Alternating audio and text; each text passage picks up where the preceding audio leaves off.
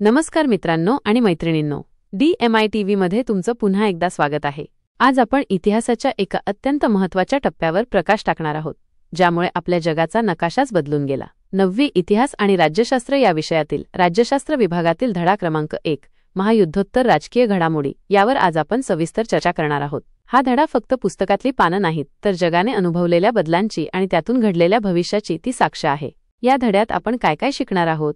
तर पहिल्या आणि दुसऱ्या महायुद्धानंतर जगामध्ये काय उलथापालथी झाल्या, कोणते नवे विचार आणि गट उदयास आले, संयुक्त राष्ट्रसंघासारख्या महत्त्वाच्या आंतरराष्ट्रीय संघटनांची स्थापना का झाली आणि शीतयुद्धासारख्या कोल्ड वॉर अनोख्या संघर्षाने जगाला कसं विभागलं, हे सर्व आपण अगदी सोप्या आणि मनोरंजक पद्धतीने समजून घेणार आहोत। यामुळे तुम्हाला फक्त परीक्षेतच नाही, तर जगाच्या वर्तमान घडामोडी समजून घेण्यातही खूप मदत होईल। पण त्याआधी एक छोटीशी विनंती, जर तुम्ही अजून DMI ला सबस्क्राइब केलं नसेल तर लगेच खालील सबस्क्राइब बटनावर क्लिक करा आणि बेल आयकॉन दाबायला विसरू नका, जेणेकरून तुम्हाला आमच्या प्रत्येक नवीन व्हिडिओची सूचना मिळेल। तुमच्या सपोर्टमुळेच आम्हाला असे माहितीपूर्ण व्हिडिओ बनवण्यासाठी प्रोत्साहन मिळतं। चला तर मग कसला उशीर, आजच्या आपल्या धड्याला सुरुवात करूया। चला थोडे उजळणी करूया।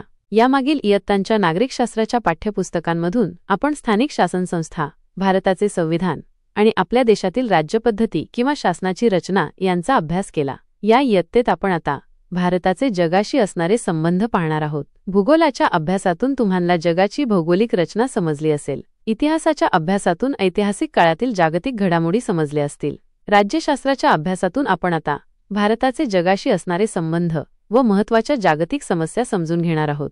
आपण सर्वजण वेगवेगळ्या कारणांसाठी, सोयीसुविधांसाठी समाजातील व्यक्ती, संस्था व संघटनांवर अवलंबून असतो। आपले सामाजिक जीवन परस्परावलंबी असते व त्यात परस्पर सहकार्य खूप महत्त्वाचे असते, हे आपण पाहिले।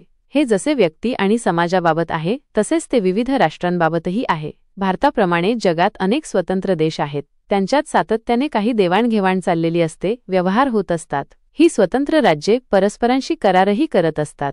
या सर्व स्वतंत्र व सार्वभौम देशांची मिळून एक व्यवस्था तयार होते, तिला आपण आंतरराष्ट्रीय व्यवस्था म्हणतो। या आंतरराष्ट्रीय व्यवस्थेची काही वैशिष्ट्ये आपण जाणून घेऊ। परस्परावलंबन। जगातले सर्व देश कोणत्या ना कोणत्या कारणांसाठी परस्परांवर अवलंबून असतात। राष्ट्र कितीही मोठे, समृद्ध आणि विकसित असो, ते कधीच सर्व बाबतींत स्वयंपूर्ण असू शकत नाही। मोठ्या राष्ट्रांनाही अन्य त्यांच्यासारख्याच मोठ्या आणि छोट्या राष्ट्रांवर अवलंबून राहावे लागते। म्हणून परस्परावलंबन हे आंतरराष्ट्रीय व्यवस्थेचे म्हणजेच आजच्या जागतिक व्यवस्थेचे एक महत्त्वाचं वैशिष्ट्य आहे। मला पडलेले प्रश्न, व्यक्ती आणि राष्ट्रांच्या परस्परावलंबनात काय फरक असतो बरे? श्रीमंत देश आणि गरीब देश अशी काही विभागणी असते का? देशाचा कारभार जसा संविधानाच्या आधारे चालतो, तसे जागतिक पातळीवर एखादे संविधान असते का? आंतरराष्ट्रीय व्यवस्थेत सर्वोच्च स्थान कोणाला असते? परराष्ट्र धोरणांद्वारे आंतरराष्ट्रीय संबंध। प्रत्येक राष्ट्र आपल्या अंतर्गत व्यवहारांसाठी त्याचप्रमाणे अन्य राष्ट्रांशी कसे व्यवहार करावेत याविषयी निश्चित धोरण ठरवते। अशा धोरणाला परराष्ट्र धोरण असे म्हणतात। भारताच्या परराष्ट्र धोरणाचा आपण अधिक विस्ताराने पुढील प्रकरणात अभ्यास करणार आहोत। एका महिन्याची वृत्तपत्रे संकलित करून त्यातील परराष्ट्रासंबंधीच्या बातम्यांचं संकलन करा। खालील मुद्द्यांच्या आधारे त्या बातम्यांचं वर्गीकरण करा व त्याचे प्रदर्शन भरवा। परराष्ट्रांतील महत्त्वाच्या पदांवरील व्यक्तींनी आपल्या देशाला दिलेल्या भेटी। आपला देश व अन्य देश यांमध्ये झालेले करार। आपल्या देशात भरवलेली एखादी आंतरराष्ट्रीय परिषद। शेजारील देशांच्या संदर्भातील घडामोडी। पार्श्वभूमी। आपण आज ज्या जगात राहत आहोत ते अनेक घटना, घडामोडींमधून आकारास आले आहे। म्हणूनच आपले आजचे जग समजून घेण्यासाठी आपल्याला थोडे इतिहासात जावे लागेल। मागच्या शतकात 2 महायुद्धे झाल्याचे आपणांस माहीत आहे। ही 2 महायुद्धे मागच्या शतकातील सर्वांत महत्त्वाच्या घटना होत्या। त्यांच्यामुळे जग बदलले, जगात नवीन प्रवाह आले, विचार आला। या महायुद्धांमुळे आणखी काय झाले हे समजून घेऊ। पहिले महायुद्ध 1914 ते 1918 या कालावधीत पहिले महायुद्ध झाले। युरोप खंडातील महत्त्वाचे देश यात सामील होते। एकूणच आंतरराष्ट्रीय किंवा जागतिक व्यवस्थेत युरोपला या काळात फार महत्त्व होते। पहिल्या महायुद्धामुळे खूप मोठ्या प्रमाणावर जीवित व वित्तहानी झाली। युद्धात सहभागी झालेल्या राष्ट्रांना खूप आर्थिक नुकसान सोसावे लागले। युद्धात सहभागी नसलेल्यांनाही युद्धाची झळ लागली। जिंकलेल्या व हरलेल्या राष्ट्रांच्या अर्थव्यवस्था कोसळल्या। पहिले महायुद्धात सहभागी राष्ट्रे मित्रराष्ट्रे Britain, France, Russia, Italy, America. मध्यगत राष्ट्रे जर्मनी, ऑस्ट्रिया, हंगेरी, तुर्कस्तान, बल्गेरिया। अशा प्रकारचे युद्ध पुन्हा होऊ नये त्यासाठी काहीतरी उपाययोजना करायला हवी असे सर्व राष्ट्रांना वाटू लागले। व त्यातून राष्ट्रसंघ या आंतरराष्ट्रीय संघटनेची स्थापना झाली. आंतरराष्ट्रीय समस्या सोडवण्यासाठी चर्चा व वाटाघाटी करण्याचे ते एक महत्त्वाचे व्यासपीठ बनले. युद्ध टाळणे ही राष्ट्रसंघाची मुख्य जबाबदारी मानण्यात आली. पहिले महायुद्ध संपल्यानंतर युरोपमध्ये व युरोपबाहेरही अनेक महत्त्वाचे बदल घडून आले. युरोपमधील पूर्वीची साम्राज्ये कोसळली व त्यातून नवीन राष्ट्रे अस्तित्वात आली. युरोपमधील अनेक देशांच्या आफ्रिका आणि आशिया खंडात वसाहती होत्या. या वसाहतींमध्ये स्वातंत्र्यासाठी चळवळी सुरू झाल्या. युरोपीय राष्ट्रांच्या वर्चस्वाला या चळवळींनी मोठ्या प्रमाणावर आव्हान दिले. पहिल्या महायुद्धानंतर शांतता प्रस्थापित करण्यासाठी राष्ट्रसंघ निर्माण झाला, परंतु राष्ट्रसंघाला युद्ध थोपवण्यात यश आले नाही. जर्मनी, इटली, स्पेन इत्यादी देशांमध्ये तर हुकुमशाही राजवटी अस्तित्वात आल्या. या सर्व घडामोडींची परिणिती दुसऱ्या महायुद्धात झाली. पहिले महायुद्धात सहभागी झालेले भारतीय सैनिक. विचार करा आणि लिहा. जर्मनीमध्ये हिटलरच्या हुकुमशाहीचा उदय झाला. जर्मनीतील लोकशाही परंपरा बळकट असत्या तर काय झाले असते? हुकुमशाही राजवटी अस्तित्वात येऊ नयेत म्हणून आपण कोणती काळजी घेतली पाहिजे? तुम्हाला काय वाटते? युद्धास प्रतिबंध करण्यासाठी राष्ट्रसंघ निर्माण केला, परंतु युद्ध थोपवण्यात राष्ट्रसंघ अपयशी ठरले. राष्ट्रसंघाने युद्ध टाळण्यासाठी कोणत्या उपाययोजना करायला हव्या होत्या?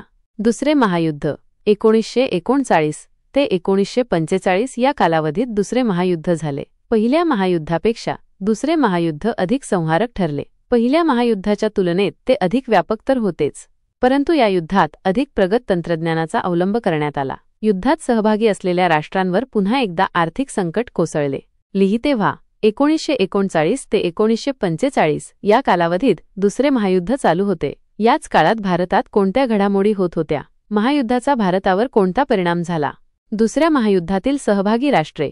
मित्रराष्ट्रे: Britain, France, Australia, Canada, New Zealand, Bharat, Soviet Russia, चीन, अमेरिका, अक्ष राष्ट्रे: जर्मनी, जपान, इटली. दुसऱ्या महायुद्धात अमेरिकेचा महत्त्वाचा सहभाग होता. अमेरिकेने अणुबॉम्बची निर्मिती केली होती. युद्ध संपवण्यासाठी जपानमधील हिरोशिमा व नागासाकी या दोन शहरांवर अनुक्रमे 6 ऑगस्ट व 9 ऑगस्ट 1945 रोजी अमेरिकेने अणुबॉम्ब टाकले. युरोपमध्ये जर्मनीच्या पराभवानंतर व आशियामध्ये जपानच्या पराभवानंतर दुसरे महायुद्ध संपले. दुसऱ्या महायुद्धानंतरच्या काळात जागतिक पातळीवर ज्या अनेक घडामोडी झाल्या, त्यांतील एक महत्त्वाची घटना म्हणजे शीतयुद्धाची सुरुवात होय. 1945 ते 1991 हा प्रदीर्घ काळ शीतयुद्धाने व्यापला होता. या काळातील काही बदलांचा आता आपण आढावा घेऊ. शीतयुद्ध. दुसऱ्या महायुद्धात मित्र असणारे अमेरिका व सोव्हिएत रशिया युद्ध संपताच परस्परांचे स्पर्धक बनले. त्यांच्यातील सहकार्याची जागा स्पर्धेने घेतली. या स्पर्धेने जागतिक राजकारणाचा 40 ते 45 वर्षांचा कालखंड व्यापला. या दोन्ही देशांमध्ये उघड युद्ध झाले नाही, परंतु युद्धाचा भडका कधीही उडू शकेल असा तणाव त्यांच्या संबंधांमध्ये होता. प्रत्यक्ष युद्ध नाही, पण युद्धाला पूरक अशा तणावपूर्ण परिस्थितीचे वर्णन शीतयुद्ध या संज्ञेद्वारे केले जाते. या काळात अमेरिका तर महासत्ता होतीच, पण सोव्हिएत रशियानेही अण्वस्त्रांची निर्मिती करून व आपले लष्करी सामर्थ्य वाढवून महासत्ता बनण्याचा प्रयत्न केला. अमेरिका व सोव्हिएत रशिया या दोन महासत्तांमधील संघर्ष, सत्तास्पर्धा, शस्त्रस्पर्धा, विचारप्रणालीतील भेद, परस्परांना शह देण्याची वृत्ती या सर्व बाबींमुळेच शीतयुद्ध सुरू झाले होते. शीतयुद्धाचे परिणाम. लष्करी संघटनांची निर्मिती. शीतयुद्ध काळात दोन्ही महासत्तांनी लष्करी संघटना निर्माण केल्या. त्यात सामील होणाऱ्या राष्ट्रांच्या संरक्षणाची जबाबदारी त्या महासत्तांनी घेतली. NATO North Atlantic Treaty Organization ही अमेरिकेच्या प्रभुत्वाखालील लष्करी संघटना होती, तर वॉर्सा करार ही सोव्हिएत रशियाच्या प्रभुत्वाखालील लष्करी संघटना होती. तुम्हाला काय वाटते? तंत्रज्ञानातील प्रगती आणि आंतरराष्ट्रीय शांतता यांच्यात काही संबंध असतो का? मानवी कल्याणासाठी तंत्रज्ञानाचा वापर कसा करता येईल? जगाचे द्विध्रुवीकरण. शीतयुद्ध काळात जगातील बहुतेक देश दोन महासत्तांच्या गटात सामील झाले होते. राष्ट्रांची अशी दोन गटांत विभागणी होणे म्हणजे द्विध्रुवीकरण होय. शीतयुद्धाचा आवाका त्यामुळे वाढला. तणावाचे क्षेत्र व्यापक झाले. हे करून पहा. क्युबाचा संघर्ष 1962 ही शीतयुद्ध काळातील एक अत्यंत महत्त्वपूर्ण घटना होती. या संघर्षाविषयी अधिक माहिती मिळवा. माहीत आहे का तुम्हाला? 1917 मध्ये रशियात साम्यवादी क्रांती झाली व त्यातून सोव्हिएत रशिया अस्तित्वात आले. अल्पावधीतच सोव्हिएत रशिया आंतरराष्ट्रीय राजकारणात महासत्ता म्हणून आकारास आली. परंतु अमेरिका आणि सोव्हिएत रशिया यांच्यात टोकाचे मतभेद होते. उद्या फिनिक्समध्ये वातावरण ढगाळ असेल. अमेरिका हे भांडवलशाहीचा पुरस्कार करणारे लोकशाही राज्य होते, तर सोव्हिएत रशिया समाजवादाचा व एकपक्षीय हुकुमशाहीचा पुरस्कार करणारे राज्य होते. दोन्ही महासत्तांना जगात आपले वर्चस्व वाढवायचे होते. अमेरिकेला भांडवलशाहीचा प्रसार करायचा होता तर सोव्हिएत रशियाला समाजवादाचा. आपले प्रभुत्व वाढावे म्हणून दोन्ही महासत्तांनी लहान राष्ट्रांना आपापल्या गटात खेचण्याच्या प्रयत्नांना सुरुवात केली. परिणामी युरोपचे वैचारिक पातळीवर विभाजन झाले. पश्चिम युरोप व तेथील देश अमेरिकेच्या गटात सामील झाले, तर पूर्व युरोपमधील देश सोव्हिएत रशियाच्या गटात सामील झाले. आपापल्या गटातल्या राष्ट्रांना लष्करी व आर्थिक मदत देण्याचे धोरण या महासत्तांनी स्वीकारले. शस्त्रास्त्र स्पर्धा. महासत्ता एकमेकांना शह देण्यासाठी फार मोठ्या प्रमाणावर शस्त्रांची निर्मिती करू लागल्या. अधिकाधिक संहारक अस्त्रे बनवण्याच्या संदर्भात व त्यास लागणारे तंत्रज्ञान अवगत करण्यासाठी स्पर्धा सुरू झाली. परंतु शस्त्रास्त्र स्पर्धेमुळे जागतिक शांतता धोक्यात येईल याची जाणीव दोन्ही महासत्तांना झाल्यामुळे शस्त्रास्त्र नियंत्रणाचे आणि निःशस्त्रीकरणाचे प्रयत्नही याच काळात झाले. प्रादेशिक संघटनांची निर्मिती. महासत्तांच्या स्पर्धेत विकसनशील राष्ट्रांनी परस्परांना मदत करण्यासाठी आपापल्या प्रादेशिक पातळ्यांवर संघटना निर्माण केल्या. त्यांना आर्थिक विकास महत्त्वाचा वाटत होता.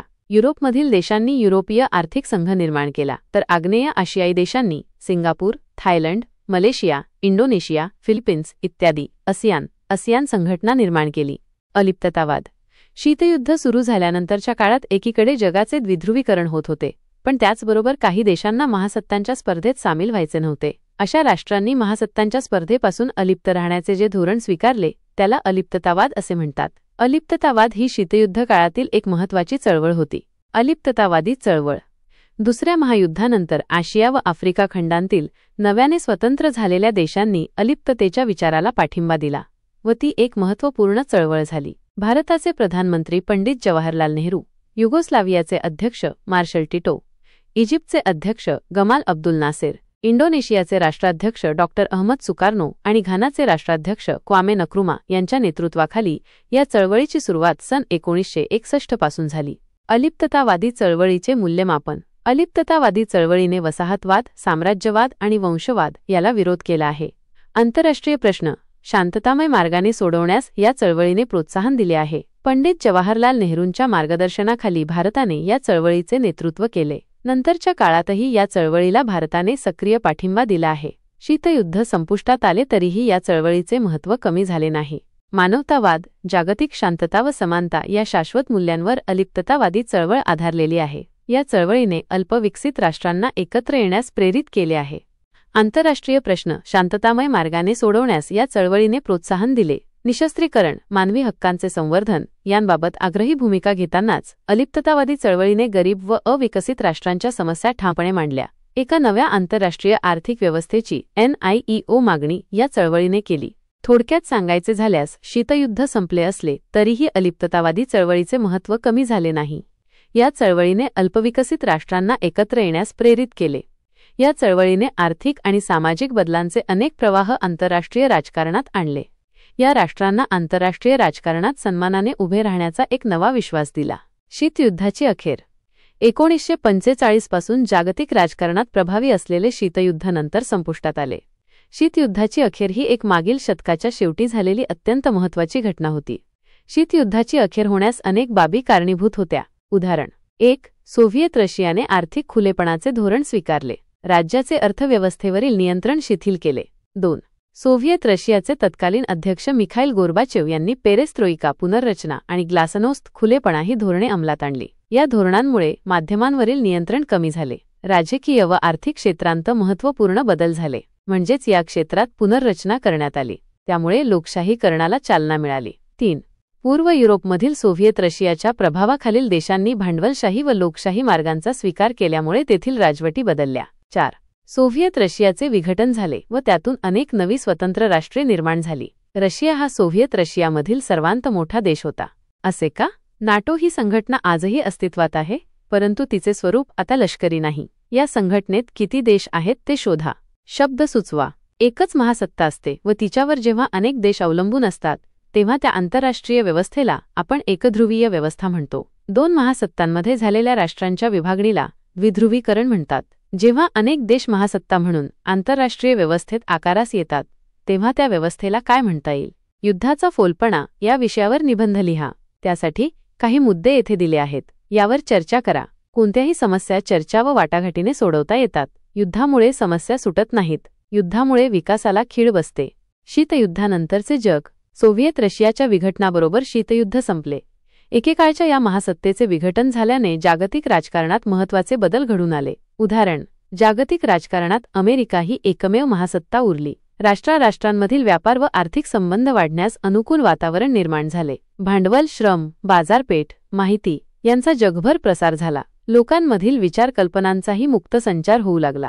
सर्वच राष्ट्रांनी व्यापारी संबंधांना प्राधान्य देण्याचे ठरवल्याने अन्य राष्ट्रांना मदत करण्याची कल्पना मागे पडली. त्याऐवजी आर्थिक संबंध प्रस्थापित करण्याचे प्रयत्न होऊ लागले. म्हणजेच पूर्वी आपल्या विरोधातील एखाद्या देशाला शत्रू राष्ट्र म्हणून संबोधण्याऐवजी स्पर्धक राष्ट्र ही संकल्पना पुढे आली. संयुक्त राष्ट्रे या संघटनेच्या जबाबदारीत वाढ झाली.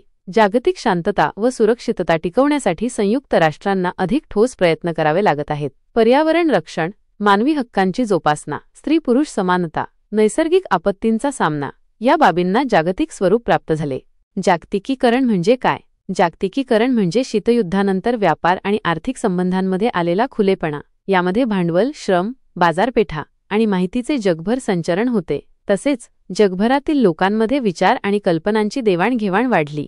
माहिती तंत्रज्ञानातील क्रांतीमुळे जगातील घटना आणि घडामोडी सर्वत्र कळू लागल्या, ज्यामुळे देशांच्या सीमारेषांना पूर्वी इतके महत्त्व राहिले नाही. या सर्व प्रक्रिया जागतिकीकरण म्हणून ओळखल्या जातात.